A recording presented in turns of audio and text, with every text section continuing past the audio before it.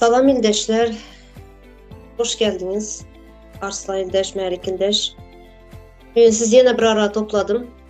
Bugün bir saniye mesele çıktı yine.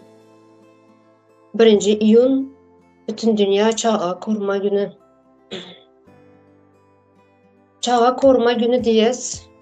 Türkmenistan'da bellenip geçilen neçe yıldan beri şu bayramçılık, çağları koruma diye. Yine şunun yağlı bir sorak çıkıyor. Çağalarımızı kimden ve nemeden korumalı? Aslında çağaları nem için korumalı? Türkmenistan'ın içinde çağa hakları var mı? Var bolsa o nehili haklar? Yani şular hakkında biraz göründeşleyelim sizler bilen. Çağalarımız nehil durmuşda yaşaya, nehil durmuş görüyor hazırki dövrde. Bu sistemada en cevir çeken bizlerin çağalarımız. Bu hakkında köp göründeşleyettik. Yine şu 1 iyun bütün dünya çağalar koruma günü yani için şu temanı, şu meselenin ortağa atındadım. Nehili koranya bizlerin çağalarımız? Nehili haklar var? Var bolsa nehili haklar? Yani haklar var mı? Var bolsa nehili haklar var çağalarımızın? Şular hakkında. Söz alacağınız bolsa sorama, şu sorak emele geldi. Şuna cevap verebilseniz eğer. Kim cevap verecek? Salam İldeşler, salam Ümide Hanım, Melik Bey salam. Sağ olun çağıranız için o gepleşik. Asıl soradığınızda hazır çağ hukuklar var mı biz dedik. Asıl bolmalı ve bütün dünyada da bolmalı var zaten. Ama kıynalsak da bizde yok. İlki bilene çağa haklar değilende mene şeyle düşünen ilki bilen enata çağa öğretecek vakti özünün sağlığına seyrettirmeli. Bu çağının hakkına geçip duranda. Ondan sonra çağda olan vakti travma ürünü doğuladı bizim çağlar. O hem çağların hakkına giredi. Hem çağlar şu taylardan baştan başlayıp çağları korumalı. Ama bizde hiçbirisi yok. Hiçbirisi yok bizde. Bunu kimler düşünmeli? Buna elbette enatalar düşünmeli ilki bilen. Ama enataların hem köp zattan bilgisi olmayan için, okulu bilimde olmayan için bu zatlara düşünmeyenler de bizde. Yani şunu aydın dedim. Aslında sözümü gepleşiğin başında aytdım ama bir mesele çıktı. Şu mesele hakkında göründeşliğe ederler. Kara otursan yani Türkmenistan'ın meselesi kurtarmaya. Her zatta her bir nemere mesele çıkıp duran da bir meselesiz yani problemasız nemesi yok Türkmenistan'ın. Yani hem zat mesele bulup duran. Yani şu çağaların meselesi en bir toçka basılan neme de şu en yarana tuz basıyorlar ya şunun yağlı bir mesele bulup duran hazır. Seredin Ümide Hanım şerde bizim çağlarımızın probleması biz meselem de özümüz enatalar bilerek bunu edeceğiz. Yok. Bunu bizim çağlarımız şu durmuşta yaşamasını ne el desem size birileri bunun altyapısını önünden yapıp koyan yağlı gelip durdu. Çünkü seyrediği otursan böyle enatalar bilimsizdir ama bilimsiz olsa hem yurdundan taşlap çağları öyde koyup özler yurttaşına 10 yıllap çıkması bunun özü bir neme de birileri bunu hazırlayan ya bu işleri de bunun altyapısını edip koyupturlar birileri. Yani. Şöyle bir bolan zat aytıp geçin de yakında yine bir ildeşimiz Türkmenistan'a gidip geldi. Alı bir neçe gün oldu. Şu dokumentini onarttırmak için gitti. Bir özü yani yan yoldaşı vefat etti, öldü. 5 çağası bilen kaldı bir özü. Yani son bana şu kıynandıran yeri de şu gelen son şu ayal doğanımız aydıp beri oturan da çağalarım 2 tane kişi çağası var da izimden ağlap kaldılar dedi. Yani damağım doldu. Ne mertçem bilem yok yani ayala. Ağlamang diyen çağlarına. Ağlamang ben gitmesem sizler bakacak adam yok. Erdemezler hissedet bakıp bilmeyen de. Çağlarım diye şunu yağladım. Nem ettirdim diye. Şundayam izimden ağlap kaldılar çağlarım dedi. Yani bu çağanın çağalığını yaşamayan enesinden atasından ayrı, atası yok, atası ölen, enesi hem uzakta, çağa kesel, şu çağa kesel çağını sağlığını yani sağlığını korumak için, sağlığını yerine getirmek için ene darısına pul tap bilmeyen dermanına da şu neme sağlığı için de pul tap bilmeyen yemeğe nan tap bilmeyen şu çağlarını taşlap dayzasına taşlap gelen de şu ene şöyle. Şimdi bu bütün dünya çağa koruma günü diyeler, kutlayalar, bayram ediyeler. Yani şu kanikul okul başlağının birinci gününde yine bizlerin çağlarımız ne ediyorlar? Kanikula çıktık da beğeniyorlar. Kanikul başladı da beğeniyorlar. Yine ne şey diyorlar? İş bile meşgulanıyorlar çağlarımız. Bu çağa kulçuluğuna giriyor. Çağa zahmetine giriyor bu. Çağlarımız şu oku başlamasından oku eğim başlığını almak için şu maşkalasını bakmak için hem çağlar az işler biliyor. Kaçka süreyle her şey işler var. Şuları işler bir çağlar. Şu yemek bulusu olsun, eğim baş bulusunu tapmak için çağa kısmet ediyor. Zahmet çekiyor. Bu ne gibi koruma oluyor? Umide Hanım doğru ettiniz. Yankı yine çağasını taşlap yurt dışına çıktı dediniz. Mene kıynaldım hakikaten de. Tamam. Sebep ne için değilseniz hazır şu aydan sözünüz ben özümün daşlarımda, karındaşlarımda bolup geçen zat şolar yadıma düşüp gitti de. Yani 4 çağasını şu ayam taşlap çıkıp kayıttı. Eri hem ayalı. Bu hazır size neçenci yıllar desem size 2007 mi 2008'in günleri de hiç elbette o vaxtlar çağaları yaştı son Gepin kıskası enesiz atasız 11 yılmış onun yalı ayrıçılıkta yetiştiler. Hem seyredin berde kız maşkalarının Kemal'a gelip başlayan dövründe enesi yoktu bir.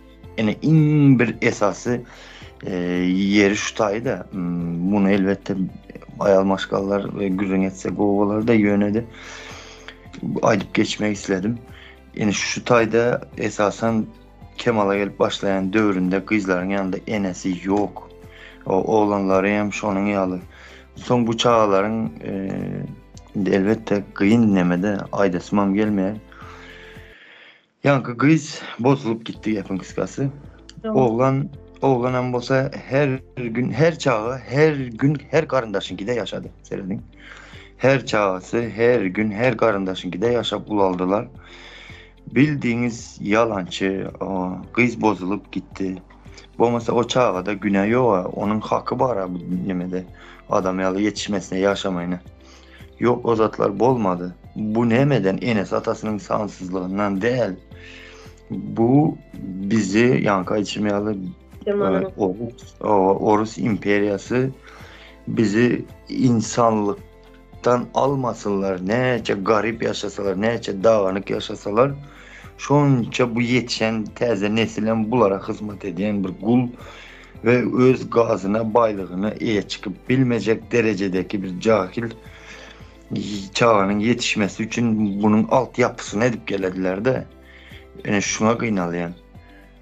Hiçbirisi şutayda neme de şu bedbahtçılıkların nereden gel oturanını özleyen bilmin dünyadan geç oturanda in kıynaltıran yeri şutayda. Bunu bilecek olsalar bunun önünü alacak olacağını dediler. Kim bu dönüklerimiz bunu edip durandı? Azlıkça şuna diyeyim de hanım. Aslında bir çağanın baxtlı bir çağalığını geçirmek için bir qoğudurmuşda bir çağanın ösmeyi için bir terbiye almak için birinci qoğumaşkalada yetişmeli çağa. Sonra enesinin atasının yanında ulalmalı çağa. Birinci çağanın koruması maşkalası, ikinci hem devlet. Yəni bizlərdə hazır, bizlərin çağlarımızda şu ikisi hem yok. Ne en atası var korumak için çağaları, ne devlet var çağalar korumak için. İkisi hem yok. Çağalar yine çağalar ayrı yurtta kaldı. Yani çağ küçücük vaxtı taşlap qaydaları az boyu bilenden çağalar var. Nece yine 11-12 yıldan beri işlə bilən en atalar var bərdə. Ənə məhrini almayın ulalan çağalarımız. En atasını məhrini al. Maşkalada ösmeyen, her kimin kapısında ösen çağalar.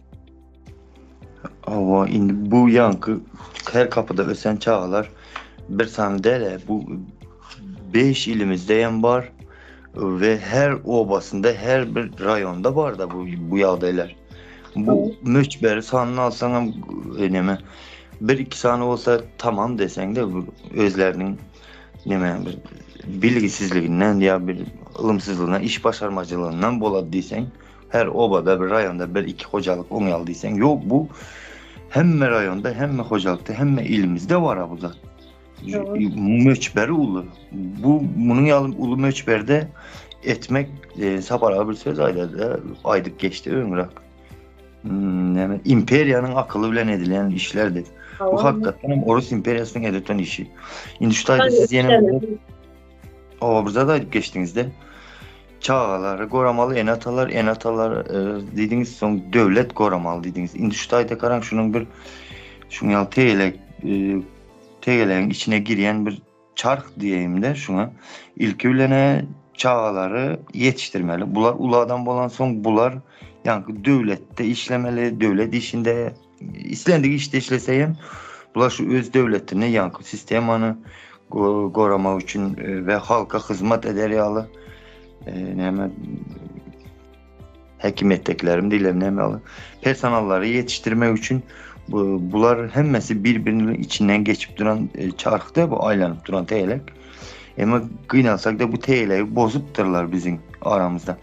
Çağlar yetişmeyer, uladan oldu, bunların devleti koramayar, devletten bunları koran yok da. Yani şu tane düşündürecek o yani. Ve sonra şu tayda yine burada adıma düştü. Ben mesela bizim çağlarımızı mektebe dan saat 8:45'te mi sapak başladı diye adımdayım yok da hazır. O saat 3-4'e çelli mektepte o kadardılar. Birinci saat 12-1'e o kadardılar. Ondan sonra grup alıp kaladılar. İndi seyredin. Çağını 7 yaştan 6 yaşa düşürdüler. Okey diysen. Geledi danımını 11 yıl ettiler böyle.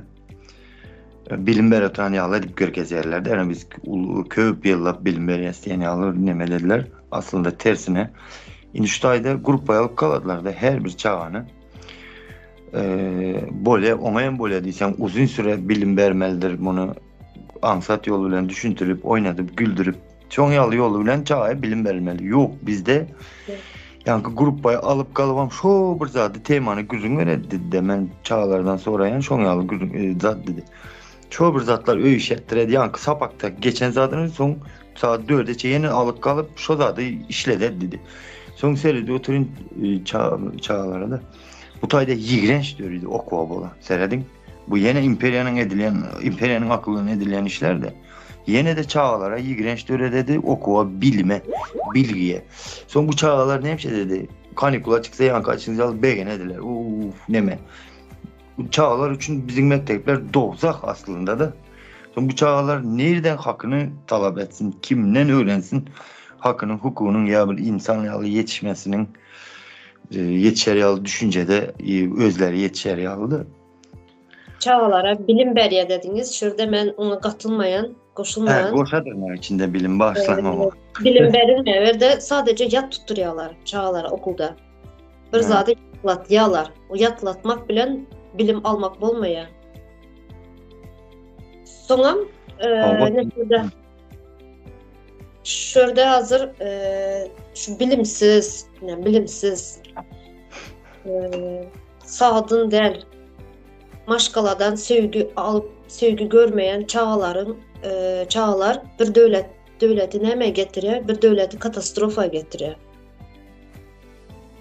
Yani hazırdan ucu başladı Türkmenistan'da, hazırdan emez bir neçə yıl bundan ön başladı, şunun yalı ucu Türkmenistan için katastrofik yağdaydı hazır.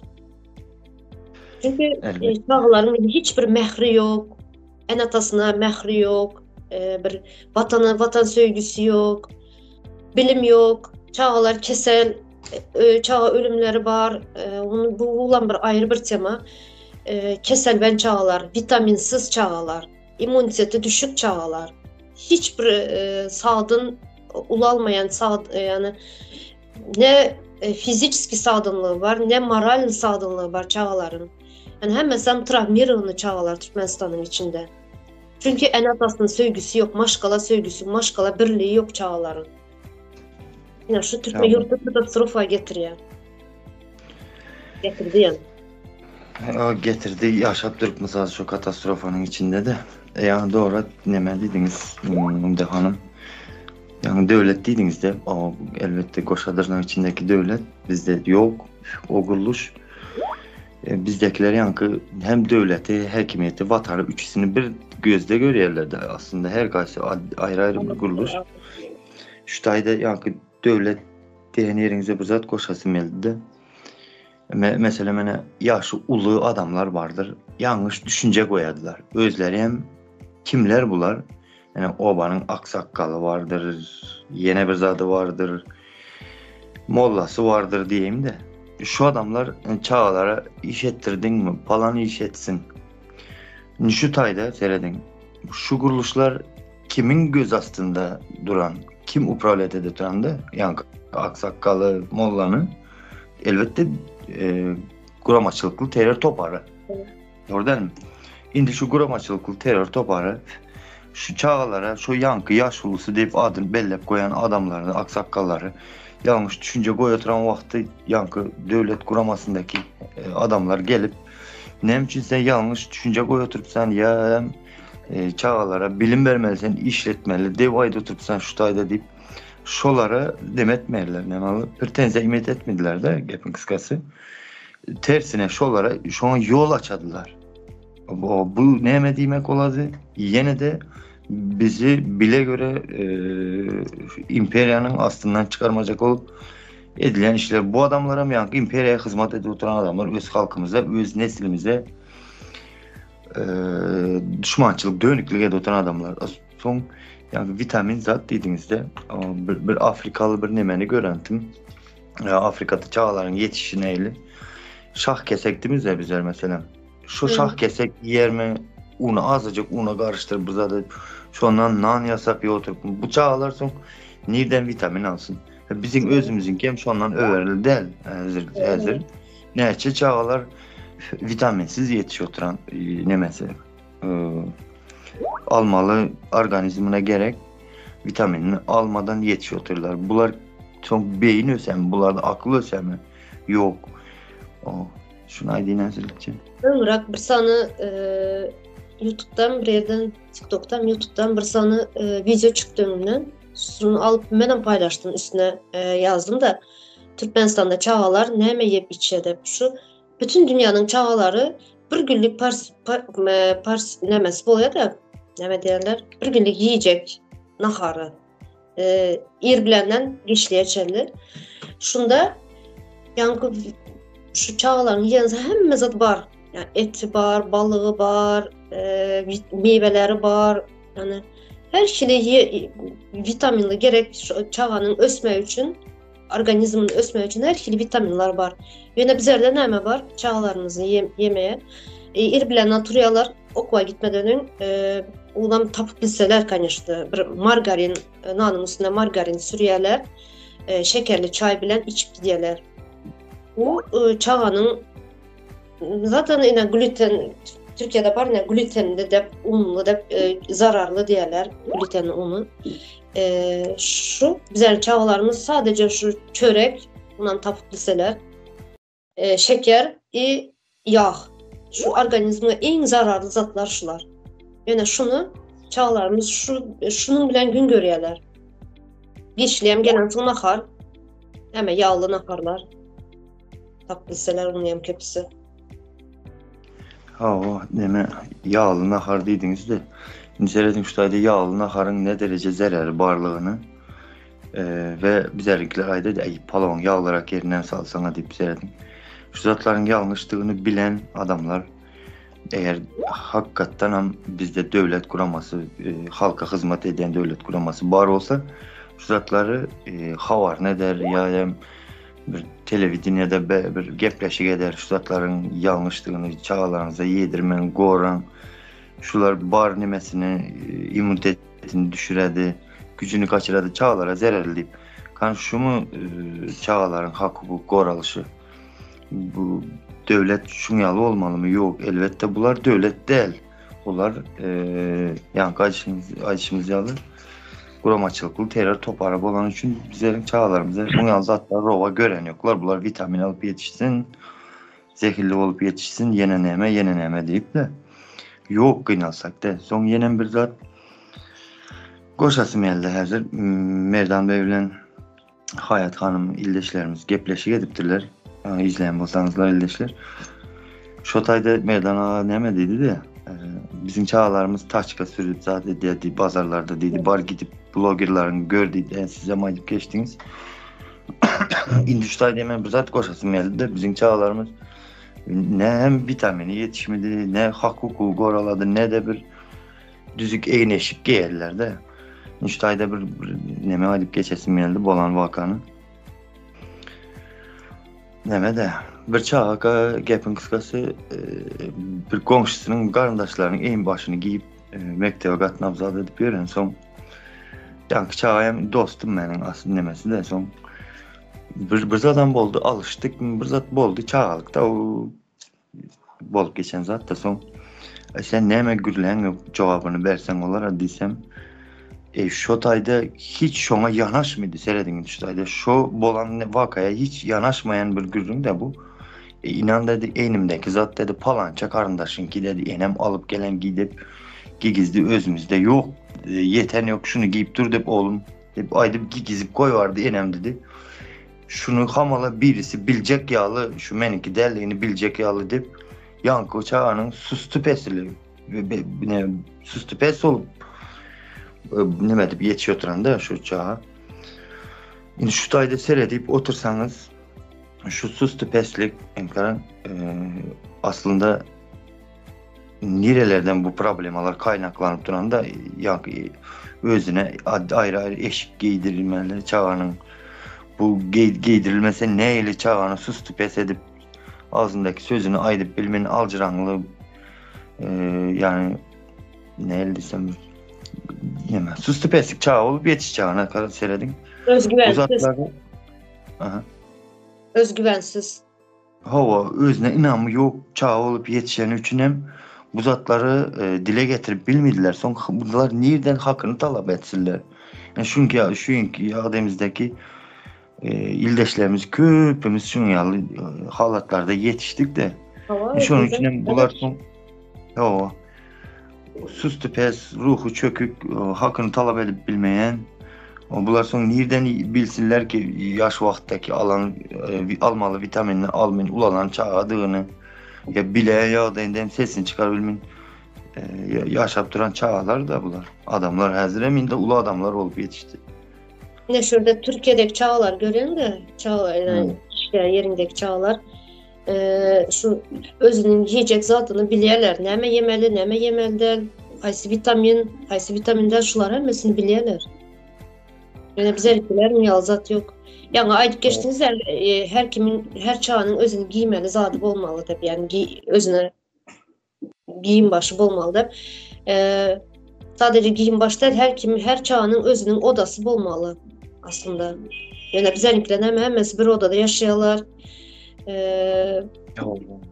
Kız olsun, oğlan olsun, ayrı odalarım yok, ayrı özüne değişli zadı yok hiçbir çağının üzerinde.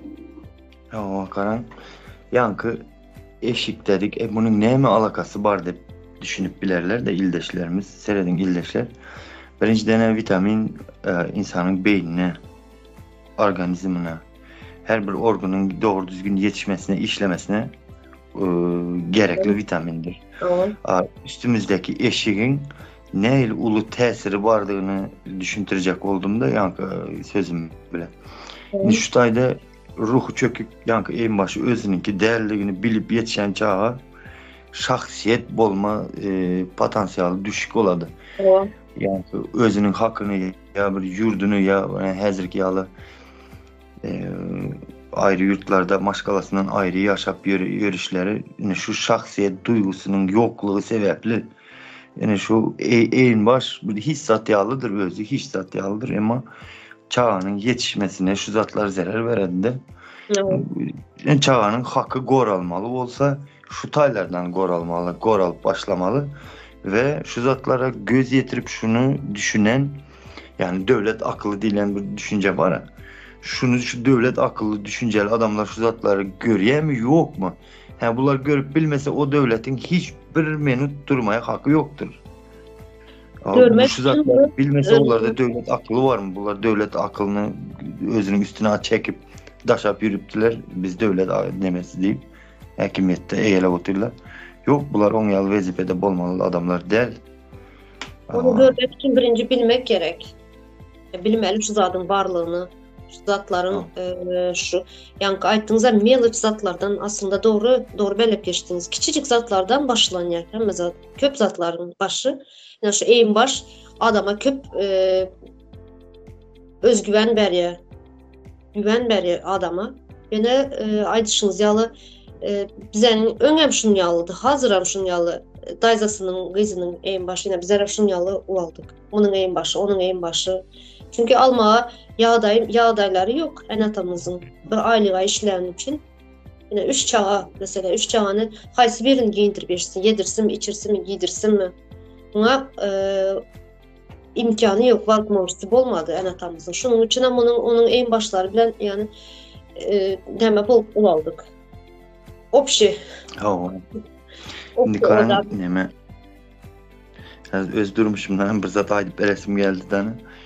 Şimdi hem öz mahtayana yalan olmasın illeşler doğru düşünün. Belli bir neme hor maşgalada yetişmedim elbette. Durmuşta şun yalan neme olup geçti. Ovadan cay salındı. Yani matam cay saldı son ovaya köşecekmiz. Cay salotumuz oğlum. Ekonomlu olmalı. Bar şunu giyizat hep mektepte neme de giyip mektebe giyen burigumu calvarımı giyip zadettim 3 aylık kanikuldayım. Şimdi 3 ay yan kanikullardayım adam meyve zat ösedi adam öse tutsan da çağa gepin kıskası. Yankı burigum daraldı da son yankı burig çala burzat öse yırtılattı da bu. Son yankı burig bana şunu yalı olattı da diskomfort döredetti de bu.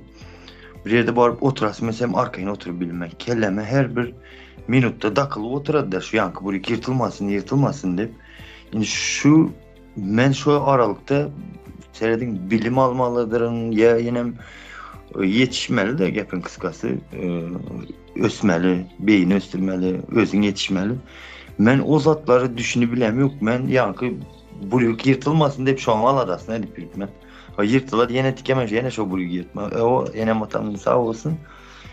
Cay saldı zadetti ama şu yankı durmuşda diyecek otanım şu problemalar bolmalı değil insanın yani çağının yetişme dövründe şu zatlar bolmalı değil şunun yalı meliç problemalar. Yani şu meliç problemalar yani şunun yalı ulu tesiri vardır adamın durmuşunda da. Şunu aydın dedim. Yanlış olsaymış dinlen bilselerim illeşlerimiz. Yo, doğru. Türkmenistan içinde sadece sizde oba yerlerini görseniz Hazırda şu meliç problema dediniz de şu en baştan günün açıldı. Şu en başın derdinden şu çağ okuvçular son uçurumlar последний звоноktayına şu yılın başından başlayalar, tayarlanıp başlayalar çağlar şu последний звонога hazırlap suncana. Şunda yine kızıl en baş diyorlar kızlara. 2-3 tane en baş diktirmeli. Okula gitmek için son yine bilmem bir çıkışları bolyamış son geçlik oturmaya gitmek için вечеринка diyorlar. Şunu yalı zatlar için ayrı köynekler tiktiriyorlar. Ayrı ayakkabılar alıyorlar. Saçlarının nemeleri var. Kızlar için makyajları var. Yani surat albomlar var ya bir sürü nemeler var da boş nemeler. rasxotlar şunyalı deyin. Şular içine güç yetmeyenler neçe bir çağalar oğlan bolsa oğlanan fark etme kostyum çalıvırı için ayakkabısı var, kostyum çalıvırı var. Ya güçü o maşkalanın güçü yeten maşkala var, güçü yetmeyen maşkala var. Yani şu maşkala şunu yağlı yeter yetmez de doğula neme ulalan çağalar neçen bir asılı öldü, neçen haberler geldi bizlere. Neçen bir azından sonra yurtun içinde bay ve garip oldu. İkiye bölündü halk. Yani bayların çağaları şunu 2-3 tane köynek şunyalı soncana 2-3 tane köynek diktirip bilirler, ayakkabı alıp bilirler, makyajını, saçlarını var bir yöne güç yetmeyen demiş etmeli. Güç yetmeyen şunyalı ölen çağaları asılı bilirler. Elbette doğru ettiniz. Yankı bay garip deyen yerde köp çağalar kıynalsa bizim çağalar elbette düşünen yok da buların şu güne şunyalı problemaları yaşayanlar kimler sebep, kimler bunun altyapısını ne gel otanla bu zatlar düşünen yok da çağalar. O hazır neme pas ediniz onu diyeninize biz çağa vaktimiz neme oldu da bir klastaşımız indi her kimin özünün yaxşı gören kızı zadı boladı da son bu yem indi parkalı gidecek 25. mayda yan kızına onu alıp verecek yan kızı klastaşadı. Bunda pul yetmesiyle son bu bundan karşı soruydu, bu bundan karşı soruydu. O dövrlerde, o vaxtlar biraz bir nemesi vardı yine bir bu şu günkü gündeki yağlı delti de maşkaların yağdayı överliği hem yoktu elbette. Şu anda hem son bu klastaştan ondan bundan sonra bir yankı olan Kars'ına pulalı gidip kızlayın parkta aylandılar zadettiler de son yankı klastaşımız şunu alıp beğenip sağ olun kömek ettiniz zat deyip beğenip gitti de aslında bu problemalar olmalı değil problemalar bizim bu 52 trilyon potansiyelli gazımız baylığımız bilen de ama imperiyaların tayinlap duran işleri de bu. Sonra şunu hem aydıp geçin yetkincelik dövrü boluyor geçe 14-15 yaşlarında çağalar şunyalı bir garip maşkalada aslında hem maşkalada hem çağ ölse oturan çağa baylarda hem gariplarda hem hemmesindeki bir 14-15 yaşında yetkincelik dövrü yine garip maşkalada çağalar şunyalı garipliklerini yeter yetmezliğini enesinden atasından görüyorlar. Senin derdinden bize dünyalı hani atasından mesela sen işlemedin ya da pulumuz yok oyumuz bize garip bunun çağası yalı komşunun çağası yalı ben giyinip bilmeyen de enesinden atasından görüyorlar. Yani şu yanlış yine buna düşündürüp bilmeyen de bu dövrde yetkincelik dövründe çağa şu yani işsizlik, pulsuzluk yani sistemanın şun yağlı edip işlep duranlık şu rejimin şun yağlı yağdaya gelenler çağa düşündürüp bilmeyen düşünmeyen son neme boluyor sonunda yeter yetmezin derdinden özünün çağa asıp öldürüyor ya da bulunsa canına kastediyor bir zat edip özünün canına kastediyor çağalar. Melik ildeşimiz var mı? Sizin konuşmak isteyeninizi açacak zadınız. Söz veren bulmasa komentarya var da şunu okup geçecek mi? Ben Melik Doğan'ın deme işte olan söz alıp bilerim. Geldiniz mi? Salam ildeşler. Geldim. Benim bir sözüm bu tarafına da karışıyordum. Bir işin arasında yine ben baştan işim olsa bir dememel bir meselemiz yurt olsa işim olsa neme de olsa bir kapitala ayırmalı şu devre geldik mecbur olduk şimdi şey yaptı yani. Ağay ne? İlk öyle salam ildeşler hemen baştan salamlaşana meyattan çıkarttım. Hoş geldin. Aslan ildeşim. Ya hoş gördük. Bu burnunlar katı hem bir vacip. Yani bu düzeltmeli zatlanmak katı kendinin ve Türkmenistan'ın durumu ortada. Yordum alan. Halk ne derecede? Ondan koşadırların içinde devlet mekilekinde bir bütün dünya çağalar koruma günü değil yani. Bilem çağa varlık belki benim hayatımda düşünen böyle var. Çağalık görmedi yaşamadık da sebebi. Neyme gördük, oku. Ana şu ya Arslan'ın aytışýarlar, gatı dogry diýip ben okuw diýen zatdan nefret ederdik bar okuw. Evet, bilim berilen ok, eger bilim berilen bolsa, çağda bir gyzyklanma bolýany, özümiz çağa ýetişdirdik bolan şol kiçikden harpy öwredýän, onuň bir boş bolady öwredýän, gider alyp gelýär şonu. Onu näme görüp baksan, ine şu oglum ýa-da şol şeýle, şunu saat diýen. Şimdi häzir şu edil biziň bilim sistemi, biziň mekdeplerimizde, okuwlarymyzda öwredilýän zatyň ýerine häzir en asasy özü bilim berip özü öwretse, bilimli adamlar çykardy. Emma mekdepde olar ýalak düşünje ýok biziň okuwlarda, bilim beren okuwlar. Şu ýerden onsan biläýmel, onuň çağanyň şeýdip mekdepden nefret etmesi nireden gaýnaklanýar? Birinci şu bilim sistemine, bilim sistemini kim garıştırdı? Bu nähile? Yine kimler tarafından, kimin işine gelýär bu? Yine durum ortada hemme zat görünüp burada Türkmenistan'ın bütün halkı 4,5 milyon, 6 milyon diýerlermi? Sol 10 milyon olanlarda peýdasy ýok, hemmeti bilimsiz, işsat ýok. Kende boş. Bir bilgileri edinge bir bilýän zatlary pul gazanmaly, çağalar nekdemeli ya, maşin edinmeli, ya bir owadan öý urmaly. Kende kişinin kellesinde pikiri bu. Ondan nähilek diýeni biz çağalarymyzy nähilek ýetişdirýäs, nähilek gora bilýäs. Çağalarymyzy biz diňe bir daş töwerek bir hokdan gora biler. Başka bir emma bir sistema, bir imperiyanın bile bu yanına koyup giden bir sistema hakkında gora bilen yok. Birinci plan beyni boş. Bilim yok. İkinciden neme yok, bir doğru düzgün bir neme yok, bir beslenme yok. Yine şu yankı vakıtını alınan vitamini değil. İyice ya her vakıtında biz ona hazır sıfır yetidirip bilen bu biz sağlamda şu gökle geçip gidiyor.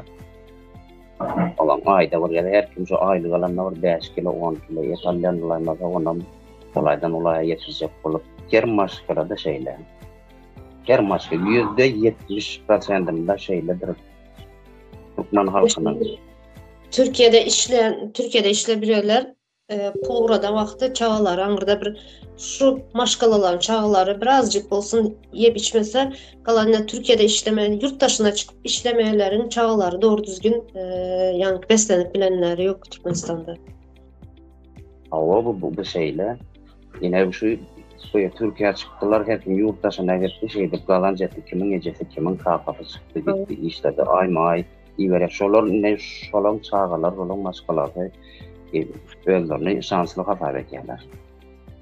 Şimdi şu yağdayı olmadık olsa şolarım şeyler bu açılma şeyler var gariplik var yurdun içinden yine gidenler deport giden var ya işte öyle gidenler var şu yere varıp yine ben hiççe yine maşin edince ya kireye ederim şey kazanlar gidenler var oğlum ana şuradan toplar alıp giden pulla çenmeyi yine ilgine gayda yine ol yok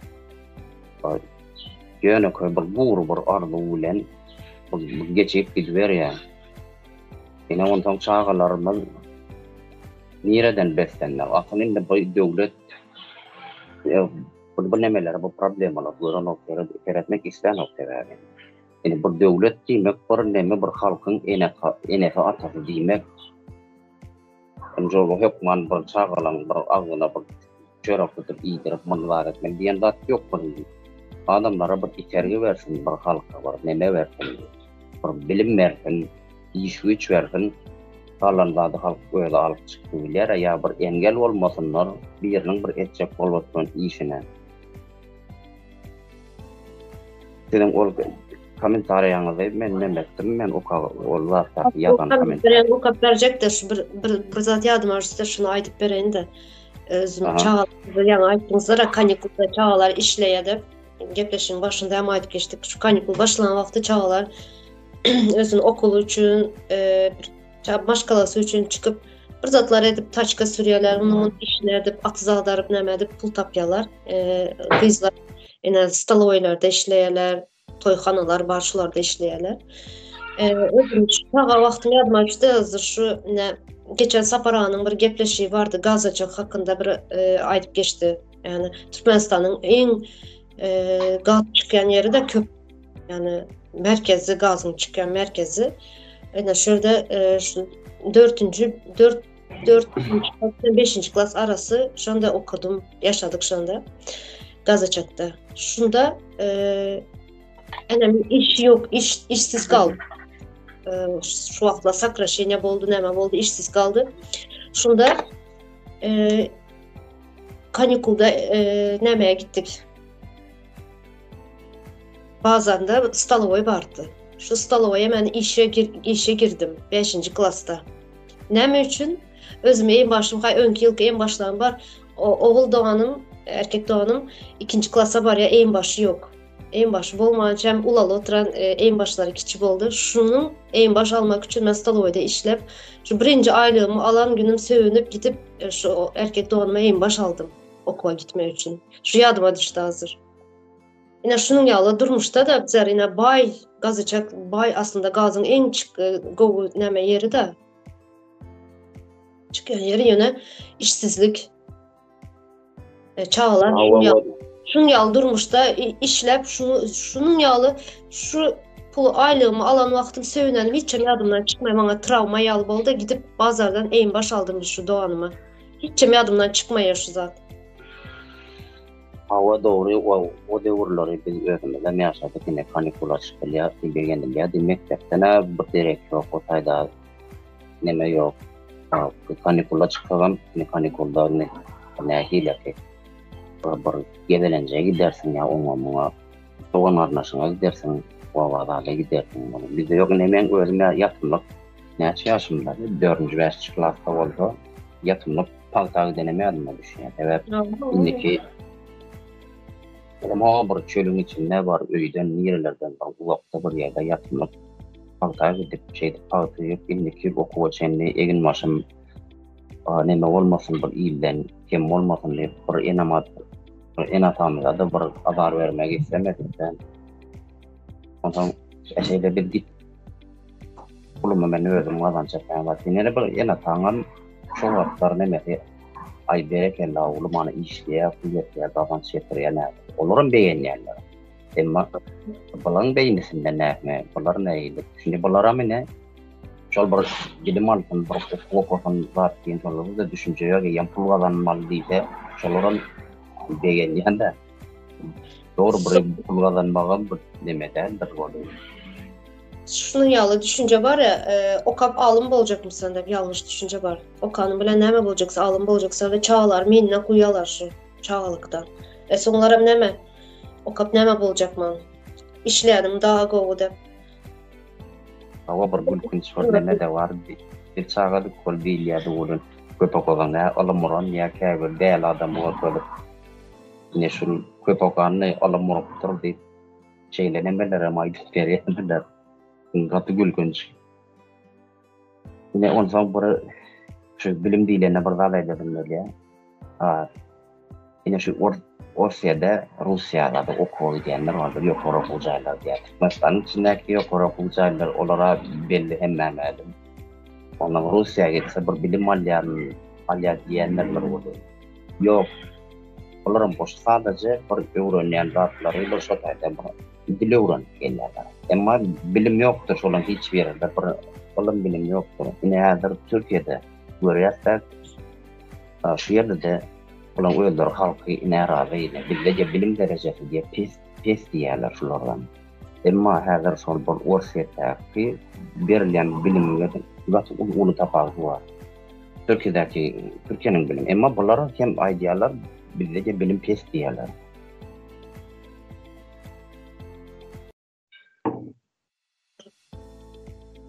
Düşürde benim TikTok'ta şu 1. iyun çağlar koruma günü için bir tane küçücük video çektim de. Sonra şöyle bir izleyicimiz komentar yazan, şunu bir okuyun, şunu hakkında birazcık üstünde durup geçelim. Bana cevap veren şu videoma.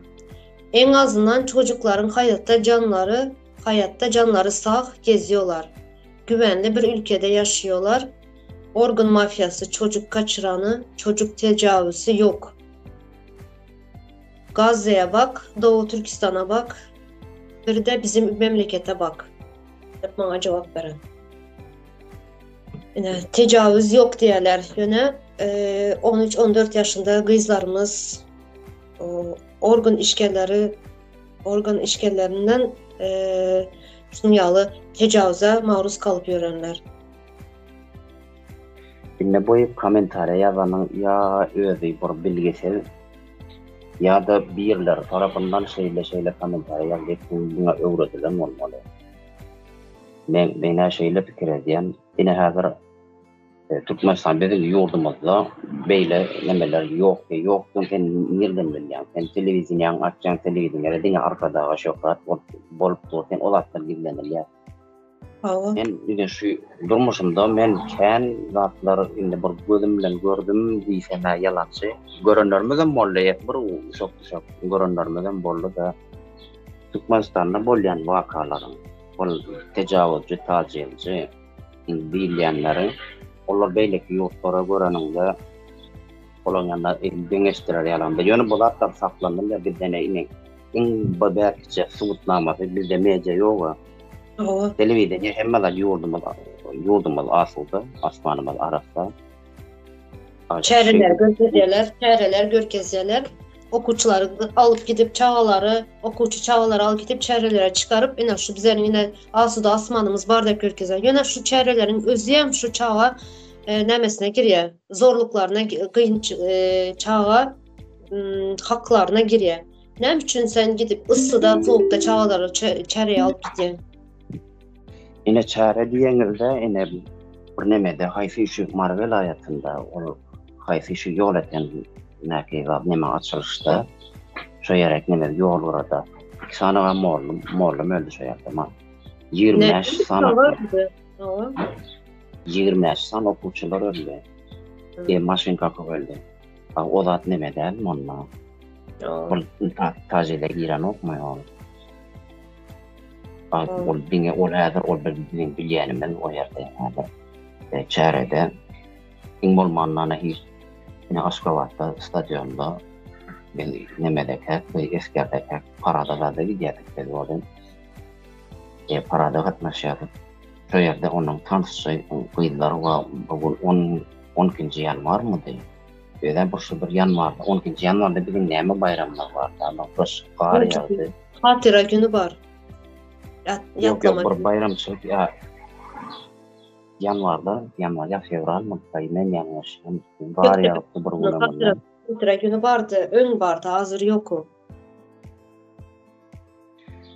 19 fevral ortada bilen bayrak bayramı var sonra bir evet gar yaptı burunundan ondan şu stadyumda inne bir de yefer parat geçtik şu yerde ortada inne bir ortalık meydan şu yerden küçük çağlar var. Birinci klas 6-7 yaşlarında var. Ne de ikinci klaslar oldu. Giyinekli şayfetli bu boşluklar var. Kendilerine oğlançıklar hikmet erkek. Ayakları coraplı. Otun içi su. Çok tanıf etmeli şeyler. Nemen içinde. Yine belki de şeyler hazır. Kesel olup dönüyor yıllarına. Bizlerden bilmeyen belki köp ildeşlerimiz bilmeyen yani şu vaxtlar bir neme çıktı da neçinci yılla bir 10 yıl belki geçendirem bir Belakrop diyorlar Afgan bir kesel var ya şundan şu çağlar günün aşağında durup leba çarjurda bulan şu vaka şu günün aşağında durup şu çağı açlıktan mı kanı şekeri düşüp zannedip öldü şu çağı. Hiç kim cevap veren, hiç kim medya çıkarmadılar. Yani haberlara çıkarmadılar. Şu çağın hepsini alıp gömdüler. Sesinden çıkartmayın. Yani hiçbir haber edilmedi şu çağının ölümü. Kerem görülmedi. Hiç kime. Ya, o haber verilmez olsa haber verilse falan neme de enlik. Bir de hazır nem için değil demek yani.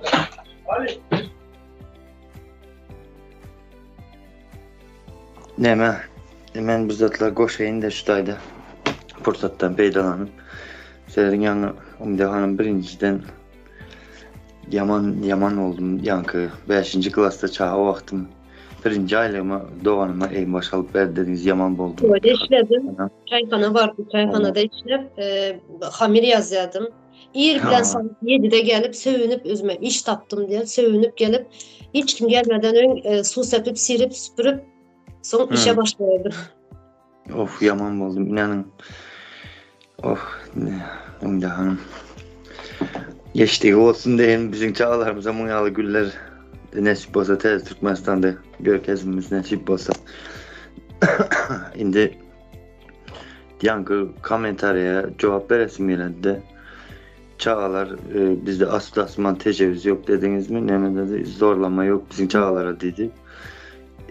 Şu ilki bilen çağını bilimden kesmeyin özü yankı tecavüze çağa zorlanmasına gönüktirilmek demek değil mi? Şu mu çağının hak hukuk koralışı? Yok çağların indi şu bayramda indi şunu bilimsizlikte çağlar bayram belediler o bayram bilen kim alacak ola tuttu bu GTT toparıda. Şu an yankı komentaryası dinle oturan olsa cevap veremezsin komentaryada bu gepleşiğine. Çağlar bilimsiz koymak bu bir özü bir ulu bir cenayet delmeysem. Şu mu çağların hak hukuku koralışı Türkmenistan'da? Yok. O son yanı demedi geçtiğinizde çağlara bir kilo en baş giydirildi kızlara paslediniz o nokta dediniz de evet bunun özü bir ayrı tema da hazır mı ona girip oturacak değil. Bu katı ullakan bir tema. Şunu haydi dedim Umide Hanım. Bizim bu boluşumuz yaman ağır bizim bu yağdaylarımız bizim kıynalsağım.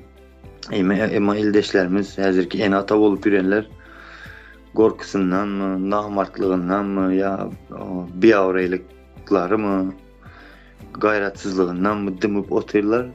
Bu hemmesi dımışlık boldukça yani şu çağlarımız kösenecektir. Onların çağları kösenecektir. Son en atalar hayır sizden son aytman bizim çağlarımızın geleceği için alada edip yürüp sizde bir yok.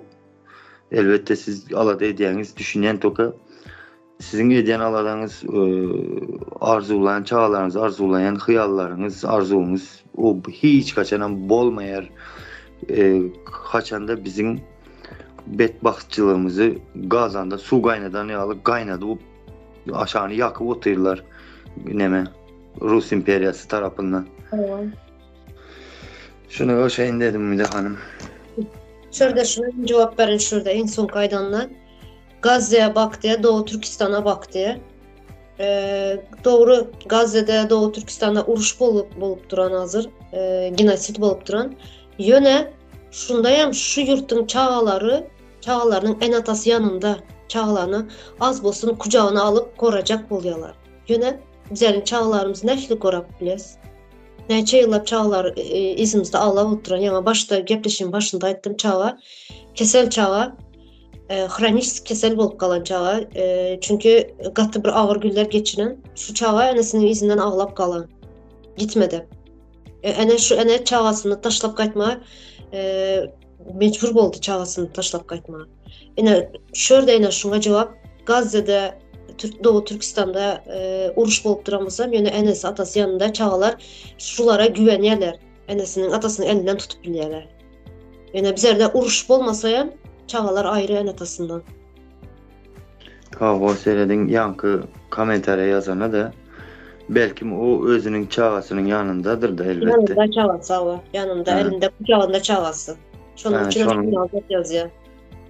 Şunun için olar ya hakikaten düşünmeyendir bu çağ bilen enenin atanın ayrılıkta yaşamasına neyle ziyan vereceğini çağının durmuşunda ene mehri ata mehrini almayanlığı neyle gelecekte zararlı olacağını düşünmeyendir ya da o hakikaten ama o cahil bir enedir. Şu sözü yazan olsa şu düşünün mü özünün elinde çağası var şunca yurttaşında dargap yürüyen maşgalalar var. Şoňa düşünmin şu zady yazan olsa o hakykatdan bir jahil bir ildeşimizdir.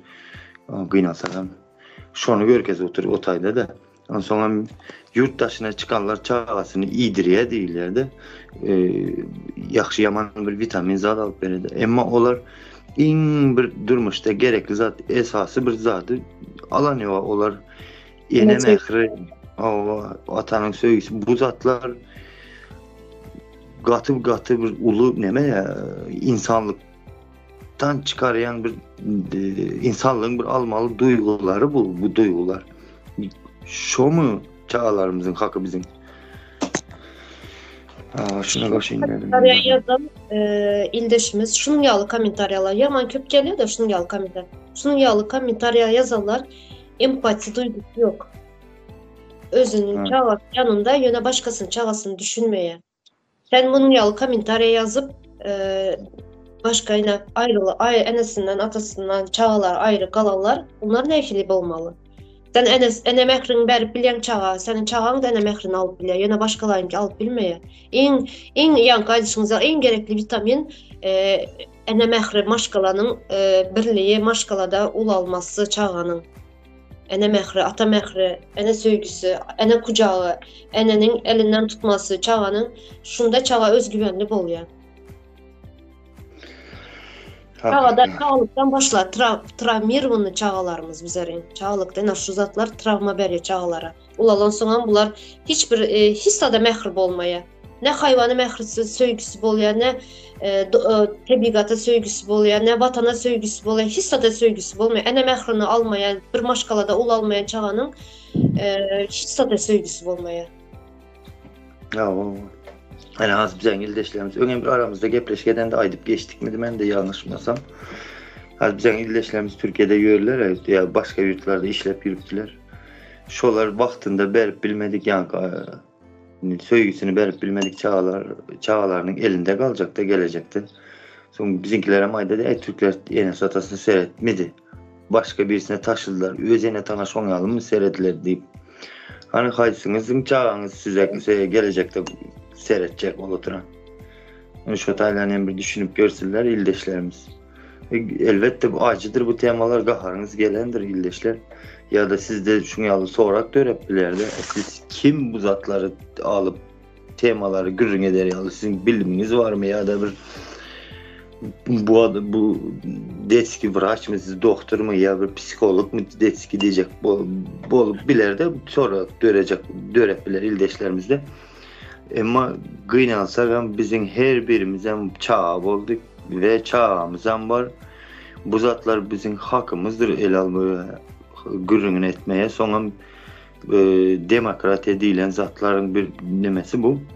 Çağlarımızı bunu yalı bilerek eziyette yaşadılı oturanını gürrün etmeye her birimizin hakkımız vardır. Bunu ne kimler için açtım özleri düşünedi. Bu yalakalar var ya. Şolar için aytdım da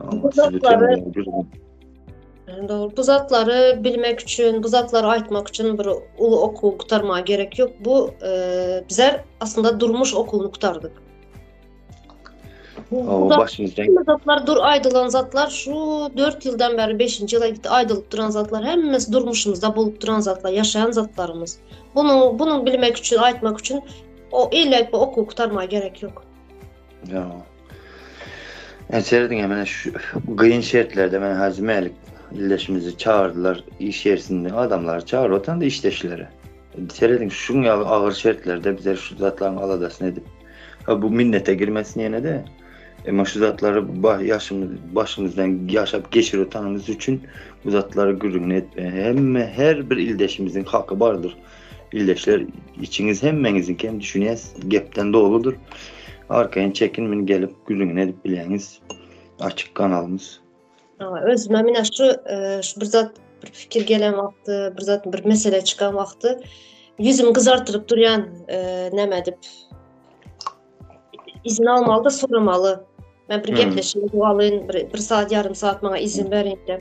Herkese utanyan, yöne şunda utansamam, ben şunu aytmalı, benim borcum diyenden yüzüm kızartırıp aydan, bana bir saatlik vakt verin, ben gepleşi etmeli. Benim bu aytacak zatlarım önemli zatlar. bizden çağlarımızın geleceği, ben düşündürüp koydum da çağlarımızın geleceğimiz neslimiz için bu zatlar aydılyan zatlar, edilen gepleşiklerimiz katı önemli. Şunun için ya izin berýäňiz ya bolmasa men işlemeyende aýtdym, başından aýtdym. Böyle de izin berle, yana şunu bir iş çıkan vakti çağırıya gidip işim edip bir näme probleması bolsa gidip arasında gidip gele. Ekranda ötür. Tamam, olaram sağ olsunlar, düşünüklü yine de. Türk vatandaşları sağ olsunlar. Ya, hemmesi de elbette içinde. Evet, düşünüklü yani oku demeden bilen bilgili adamlar bu zatlara düşünýärler. Bilmeyen adamlar sizler vatan dönü diýerler, ýene bilmeýne ýanky kommentariýaly, emme zatymız gül ala güllük hiç adımız yok dep ýene imolarda paylaşýarlar. Imolarda kesel ýa näme dip geçdi, keselçilik ana bu kesel, o kesel, çağa kesel kömeýe dindep paylaşýarlar imolarda. Şunu indi asuda asmanı mı bolýar şunda? Hissat yani problemasız näme döwletde bizeň Gazze'ye bak, Doğu Türkistan'a bak, bizeň memlekete bak diýerler. Aynen.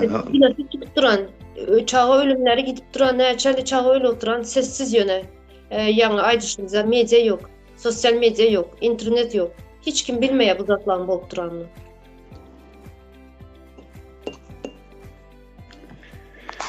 Ama doğru, bizim çağlarımızın ne adamın hiçbirisinin hakkı ne hukuku hiç kim koran yok. Devlet hem guruksuz, devlet hem kağız yüzünde onu hem Rus imperiyası yönlendir oturan. Şunun için meşrudatları yaşa oturmamızda. Öňem bir gepleşimde aýdyp geçdim de bu rejimden, bu sistemada en köp hem jebir çek oturan çağlarımız. Ova. Hiç seyredin ya İmo'da ya kaçın. Üstüne basa basaydan çağlarımız katı kıynalı oturan bu rejimden. Kıynalsayım şu ana kadar. Her arada bir kız daş Oğuz'dan demiş, o kız okuyucu kız değil demiş, o havarda çıktı, telegram havarda. Dar içirip yüreği tamam mı? Rızat olup yol alıptır ha. En atayan beğer demeni. Atası gidiptir mi, ecesi gidiptir mi yadımdan çıktı. Yankı kız ölen vakti, ölecek vakti deyiptir ya, yok olacak vakti. Enemi göresi milletten de. Şu çağların koralışu bizde. Bu da aýtdyňyzda bir zat ýadyma düşdi, gatry bir gynandyrıcı da. Komşumuz Çarşıda öğrenci pasulkan bileniz. Şurada atamın komşusu oğlan armiyadan teze geldi. Sağlığını görkezmek için doktora katnapsat edip yüreğinde armiyadan son biraz slabı bolup organizmi slabı bolup gelen şu organizmi vitaminler zatlar için doktora katna bürüdü son enesi ecesi berdi oğlunu Türkiye aldıracak olan. Şu arada Gökbazar'da poez yol geçiyor ya. Poez yol geçiyor. Şu poez yoldan şu relisin üstünden yürüp giden yankı olan kulağında hem kulaklık. Yankı poezin gelenini eşitmeyen. Poezin içinde yani mostun aşağıda yağ satayanlar var, mahorka satayanlar var. Şular seslenen oğlana. Kaç poez gel oturan da şuların sesinden eşittim kulağına hem kattı muzika koyup giden hem poez kakıp gitti yankı oğlana. Öldü. Şu nasmirt öldü şurada oğlan. Yine şu enesine son nähile edip aýtjaklarını bilenleri yok. Gel oğlum ağır kesel bolup operasiya bolacak şu ki bir problema çıktı operasiya bolup oturanda hep enesini berden şunu yalan edip aldırdılar. Yani yüreği durup kalması ölmesin enesi yani. Barın bir şeyle çağa da bir ulanan şu yaşa getirdin çağını. Yani şunu yalı bir her zat bolup bile. Berde çağa yani her zat bolup bile çağa ya insanlık hali dediler Türkler. Her zat bolup bile çağa ula adamam bolup bile. Yöne uzakta sen çağın gerek vakti sen barıp bilmeyen elinden tutup bilmeyen çağın. Sana çağın gerek ihtiyacı bolan vakti. Şu katı gıynandırıcı. Sadece çağdan en atamızdan yani atam öldü görüp bilemiyor. Benim atam bolsam ben onun çağası beni göresi gelir atam. Elbette. Yine görüp bilenler yok. Şunun yalı bir näme sistem ve rejim de bir ene mehre, çağaz, ene ata çağasından doyup bilmeye, çağalar enesinden doyup bilmeye, şunun yalı bir ayrılık nemesine geldik. Şu hemen atış satılın seleksiyadan bolanlar başa geldi, vezifeli oldular, son nem olsun. Kalmına da öyle gepleşinizde aydıp geçtiğinizlere işini bilmeyen adamlar vezifeye geldi, son şu zatlar boladı, başka nem olsun, çağının hukukunu kim kovalasın? Çağlar bayramını belleyen boladılar. Sonra yankı polis kalkıp ölüyor olan çağa dediğinizde şu an ilki bilene mekteplerde öğretilmeli şolar gaytalanıp ondan sonra yenen bir zat vardı. Nem için şu polis yolunun demir yolunun üstünden adam geçere yol koyladı. O poizin yolu ilki bilene o avtomagis maşın geçilen yollarda belli yerler var. O poiz yolu da neme hasta otayları goralı olmalı ya adamın geçilmeli de otayda. Bunu zaten düşünüyorsun ya hem adam şurada zaten poiz yolunu. Özümüz o geçe ulaldık o gök bazarda çağa vaxtımızda oturan dövrlerimizde bilen otaylarını çünkü yalı. Şu zatların geçmeyinip ilk bilen gadavançılığını koymalı ve ona yol onarmalı. Mene mesela Türkiye'de küçük yol olsa hem bu yolun bir yüzüne geçecek olsan hem eskalatörü var hem merdiveni var. Ondan sonra hem lifti var. Karan şu yoldan geçme için üç şeyle geçelge insanlığa edilen neme işler vardı. Bizde yok. Bu ilk bilene şu tayda poiz yoldan geçten anarakta bir milseyem duradır gelverdi. Bu bir kazanç çeşmesine örledi ve yani şunyalı problemalar bilen uğraşan millet, halk neme oladı? Bular devlet neyle kim yönetedi, kim bular bunu yaldırmışa tayırlı oturan bu zatlar bilen güymen midiler hem düşüncem bolmadı, vakti hem bolmazlık için ediledi. Bir ince düşünüp edilen işler bu da. Ama bu yeni de şu poiz yolu geçerde zat satyalar şun yalı köp suçular boldu. Poizin aşağına düşüp ölen adamlar köp oldu. Yani hiç kimin bir düşüncesi yok. Ne için bu yol berde yol koyuluyor poiz yolu. Ne için bir udobstva yok. Ne için şu zatla onarmayalar da adamlar hiç aydışınız yalı kazanç düşüncesinde kazanç karnını doyurmalı. Payok gidip payok almalı. Yine ne için herkese maydıp geçer. Ne için payok verin ya. Şu zatların düşüncesi yok adamlarda. Umide Hanım yaxşı bir zat yadıma düşürdünüz hazır. Şunu aydıp geçen mesela menin yaşayan rayonumda neyçe çağanı maşını qaqadı. Özüm dan bilen ve öyle abetlerde boladı da bu. Esasen hem dan bilen boladı. Köpünce neyçe çağanı maşını qaqdı. O köpsünü çalarak urup koyan boldu, zade denen boldu. Şimdi şu tayda buraya mektebe katlama için çağların geçerli yeri var. Şu tayda bir gezek uyam hekli mi bilmedim in pes kaçısı da kraska sepedilerde aslı o kraska olmalı değil o galın özünün bir simesi katıştırık zade var tazı yadıma düşen yok. Şondan boyaklı geçelge dep görkezikli durmalı göze dürtüklü ama o kıynalsa o yok o geçelgeler bir ikinciden gereksiz ulu yol var ama mesela bize Kastanova yol var yani Niyazif'te bir atlı yol var bizde şu yolun uğrunda hem yerinde tutuşlarına 40 duran mesela bu kazanç çeşmesi ama yankı çağalar geçediren yolda bir sanı neme yoktur 40 znak yoktu ben şu taya qaydanım çaya yoktu ben onu kesin bilemem o seyredin bu zatların işleyişine işlettirilişine deyin de hasta doğru olar yalı yok bu şu çağaların qoralış hakkı yok neyse çağını hatta ben özüm ulu olmayayım şu tayda çağı vakti maşın qaqıptır muniyem bana 3 mü 4 aydan son qonşularımın birisi dostlarımın birisi ayt sen olmuş ne oldu havarmam yok seyredin özüm gelip aytmadı çağının O hem korkadı enem atam söyledi de. Söyledin. Bizim çağlarımız gayet yanlış düşüncelerde yetiştirildi.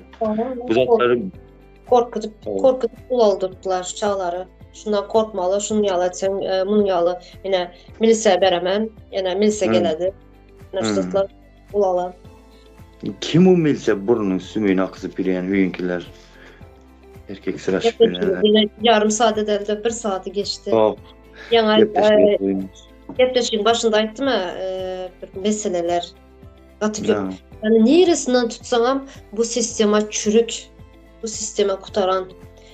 Mesela Gatı Köp bir temadan başladık. Ne çeli bir temanı açıp izleyizine temalar açılıp diye meseleler açılıp diye.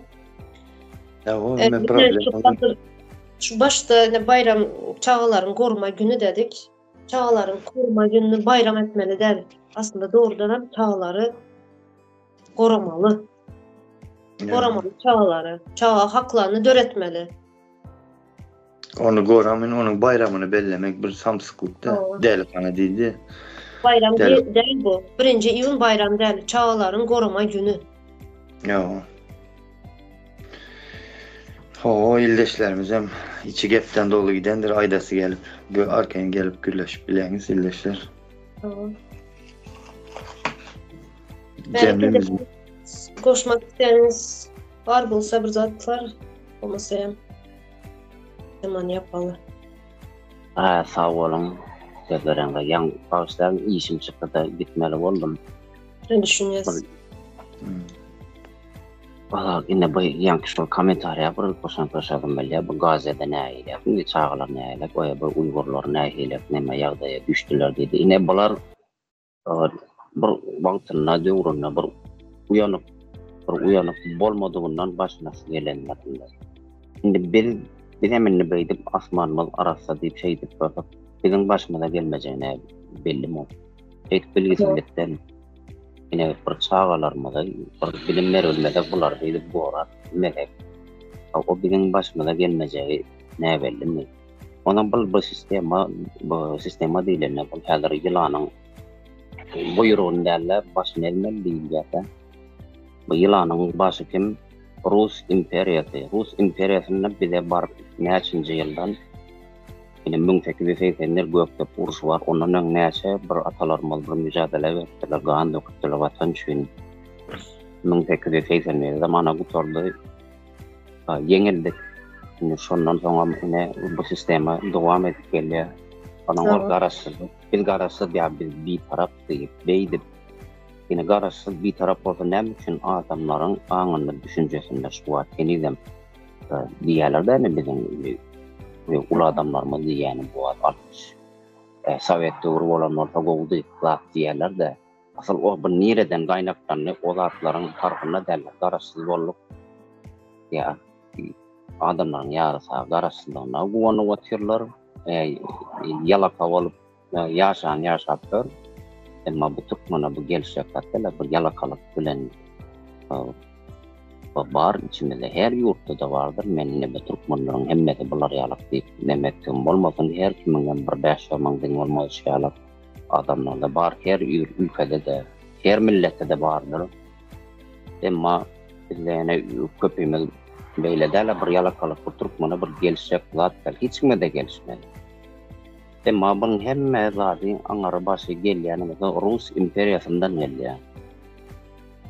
Bugün Ukrayna ne için vuruşuklar ne öz vatan için yine diğerler bunlar nemeler Ukrayna sebebi o yerdorunların bu orsorun beynimizde bu yönlemeleri yine bunlar hakollar bunlar eyle bir neme millet nicis millet deyip yine hem zatlar yavaş açık gel oturuyor yani hadi bizim bir kıynanlar jere bir halkımda bizim bir Türkmen milletine başını düşünmek gerektiğinde bir kıynalanlar bir fikirlerini bir beynin işte hem zat böyle görünüp durur. Doğru. Olya sağ olun. Bizzat koşmak istedim de yankı Sovyet devri goğu dediğiniz tek yani hakikaten bizim nemelerimiz köpsüz adaydadı ama Sovet doğru goğuttu. Olar üçün iş vardı. El bar Evet. goğu deyip bilecek zaten şu ama nem üçün şolar Sovet dövründen önkü Orusların gelişini yani kardeşiniz yalı o dövrleri aytmayarlar. Olar hem aytsalar gurbatı çat yani olsa şu yalakalarında onu bilerek ayradadılar o sözleri. O hem belli de. Evet, o devrine olan oylar kan yokmadı. Oylar katan çıkmadan uçmadılar. Ne şu O tarihten Seren yankı Orus bize aydara tuvalet kurup vermeye geldi. Ular tuvalet kurup vermeye bize insanlık getiren olsalar yankı benim öyümün yanındaki çağlar bir men çağım değil öyle ulu bir mikrorayonun çağları bu mektebe katlamak için buraya yankı ulu yoldan geçer. Şu tayda bir tane svetofor yok. Şu çağların geçmesi için. Şu mu bu Orus dövru goğu deydi ya bir Orusların bize tuvalet getirip verişi. Hemmesi yalan. Olmasa şu yerde bir gayı durmalı aslında. Gayılarımız neyem bilen uğraştılar. Melik bir Çilim çekkenler kovalakarlar. Melik bir sözünüzü böleyim. Çağlar o tayda gayı durması gerek yok. Men ösen yurtlarda neme var? İslendik yol şonyalı ulu yolun geçen yanında svetofor var. Svetoforun maşanda sarı knopka var. Şu yankı sarı knopkanı basan adam olsun, çağa olsun gelip basan vakti o 30 sekunddan son kızıl ışık yanadı. Son çağlar geçip biledi şu taydan. O İslendik adam olsun. Şu mu çağların hukuku goralışı bizde? Ama svetoforda sarı knopka var. İslendik vakti gelip bası biledi. Başka vakti geçip versin maşallah. öňrek bir sany gepleşýärdi, hemme zat yoldan başlanýardy. Medeniyet yoldan başlanýardy. Ina şu ine medeniyet ine yoldan başlanýar. Svetofor bolmasa, ýani gaýdyşyňyz ýaly ösen döwletlerde bir knopkany bassaň, ulu bolsun, çağa bolsun geçip bilýärler. Ýöne bizde näme? Korumasy ýok çağlaryň. Ýani şurada yollarından göre. siz açtığınızda şunu ýaly türkmenler bolan ýurtlaryny goraýanlar. Aslında doğrudan hem ön tarihimizde şu Göktepe Savaşı bolsun, başka bir savaşlar bolsun, şunu ýaly ady geçen, ady belli Türkmen mert yiğitler bolup geçen. Ýene hazır nerede o mert yiğitler? O ne diýerler de o erkekler 41-45'te, o dynny diýär 41-45'de nemede, o Göktepe'de dynny Türkmen yiğitleri. Şu yerde bir neme Göktepe'de oşu bu taraftar ne bir tarihi bir vaka bir hayfı bir yurttan Orsiyetten orada bilemem bir yeri jahan geçti diyorlar bir yurt gelýänler bolýar. Bir adam şol Göktepe'nin töwründen geçip ayaga bir ýaşuly şol Göktepe galan bir diwarna ýaplanıp oturmuşyn onun türkmençe bilýänmişin adam ýa-ni jahan geçti sorapdyr da. Şunu neme ay geçmiş oldun neme rastlı. Näçe adam öldü diýip soru veripmişinler. 4 tane adam öldü diýipdi. Olum gen gorupdy. 4 tane adam beýle boldy, ýakyn bolardan diýe 4 tane adam näle ölemen düşünmedim muňa diýip. Wagtda ölen känne bolýar ýöne. Şol ölenler diýe bir ene diýe, muňlarça ene diýe dogry biler diýe, emma o 4 diýe hiç ene diýe, bilemok, bilmem, muň bilemem dogurjakdyr. O belli däl. Şu yerde şol Göktepe'nin içinde bir terkerdeler kurwanlara diýşanmaýy. Günler şol taýda bir mertlerçe bir terkerde başlar 10 başly, 100 başly. Ortada bir kök duran nemeler de şol berde şol galan içinde eken öldürler. Ol son aýdyp geçen ekenler. Şahsiyet ölen, şahsiyet. Adam hamda şahsiyet. O yankı Göktepe galası 41-45'te emertler öldü diyor. En son kıça galan hem sürülüp süpürüştürüp geraýyn bilen ýok etdiler. O meseleler hakkında köp aýdyp geçdik al ýene o meseleler nasıl bir ağır kıyın meseleler iz kutarmaz girsek onu çıkıp bilmez o. Bir yarım saata geldim. Men özüm gepleşigem illeşlerimizi ýad etmeýelim. Bolýan sağ olunlar, köp sağ olun. Çağalarımız haklaryny ýatlap geçdik. Barmy, ýokmy, nähili haklary bar. İldeşlerimiz hem çağa hakları barmy yurtumuzda, döwletimizde? Bar bolsa haýsy haklary bar? Yani qaysı haklar bolmalı, näçili haklar bolmalı çağalarım, şular yazıp geçseniz. Hava bu gepleşimiz bir girişi bu asıl gigatı ulu hem köp neme edilmeli günlerde de ildeşler. Ama vaktimiz kısıtlı olan için ucundan girip çıkartırmız temalarım. Sağ olun dinleyen için. Sağ olun ildeşmek üzere. Sizem sağ olun geleniniz için. Hala sağ ol, gençler.